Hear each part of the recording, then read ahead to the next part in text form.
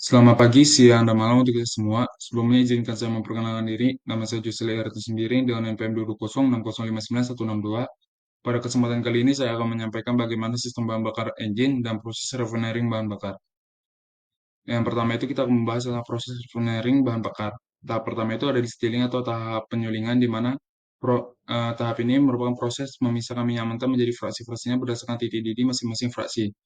Minyak mentah itu terdiri dari beberapa komponen yang memiliki titik didih yang berbeda, sehingga ketika menguap mereka akan menguap pada suhu yang berbeda-beda. Setiap fraksi bakal naik ke atas tower, yang dimana disinilah uap bakal mengalami proses kondensasi menjadi cairan. Kemudian frasi-frasi yang telah terkondensasi itu bakal dikumpulkan kembali pada level yang berbeda. Di sini kita bisa lihat level-levelnya itu ada refinery gas, petrol, nafta, korosan, dan lain-lainnya. Kemudian tahap kedua ada cracking, di mana cracking ini merupakan proses memecahkan molekul hidrokarbon besar menjadi molekul hidrokarbon yang lebih kecil. Proses ini mengubah cairan berat menjadi bensin. Pada gambar sebelum kita dapat lihat kalau misalnya itu terjadi pecahan sehingga molekulnya itu menjadi lebih kecil. Kemudian ada tahap reforming, yang dimana tahap ini merupakan proses menata ulang hidrokarbon nafta untuk menghasilkan molekul bensin. Atau dengan kata lain, sebenarnya ini mengubah molekul nafta itu menjadi molekul yang memiliki bilangan oktan yang lebih tinggi. Di sini kita bisa lihat eh, terjadi penataan ulang hidrokarbon yang dari awalnya itu tertutup menjadi yang terbuka. Kemudian ada tahap treating di mana prosesnya mengeliminasi bahan bakar yang tidak memberikan mutu dalam proses pengolahan minyak tanah sehingga menghasilkan hasil akhirnya nanti mutunya akan bertambah. Contohnya itu ada bau yang tidak sedap itu dapat dihilangkan dengan menggunakan copper sweetening dan water treating, dan parafin itu dapat dihilangkan dengan menggunakan solvent dewaxing. Kemudian ada blending, di mana blending ini merupakan proses tahap akhir, yang dimana proses ini yang dilakukan untuk meningkatkan kualitas produk siap pakai dengan cara menambahkan bahan-bahan aktif ke dalam fraksi minyak bumi. Salah satunya itu ada tel, di mana tel ini merupakan bahan aditif yang digunakan untuk meningkatkan bilangan oktan bensin. Kemudian kita masuk ke sistem bahan bakar pada engine.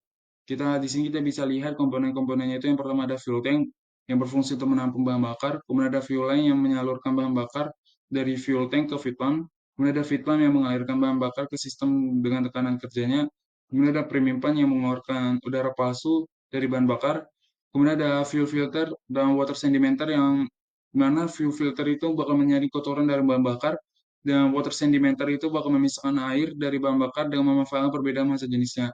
Kemudian ada injection pump yang memompa bahan bakar menjadi bertekanan tinggi. Kemudian ada injection pipe yang menyalurkan bahan bakar bertekanan tinggi dari rakitan pump injection menuju injection nozzle. Kemudian ada injection nozzle yang menyemprotkan bahan bakar ke ruang bakar dengan jumlah tertentu sesuai kecepatan pemutaran mesin. Kemudian ada terakhir overflow pipe yang mengembalikan bahan bakar yang tersisa setelah proses pembakaran.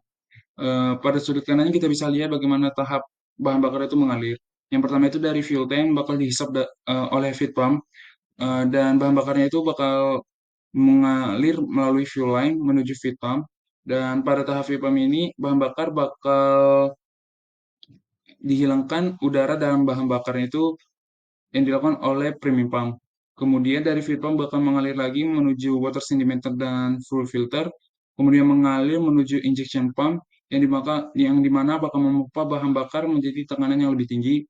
Kemudian bahan bakar yang tekanan tinggi itu bakal mengalir melalui injection pipe menuju injection nozzle, di mana injection nozzle ini bahan bakar tadi bakal disemprotkan ke ruang bakar dengan jumlah yang tertentu. Kemudian bahan bakar yang tersisa itu bakal kembali ke fuel tank melalui overflow pipe. Mungkin hanya ini yang bisa saya sampaikan. Atas perhatiannya, saya ucapkan terima kasih.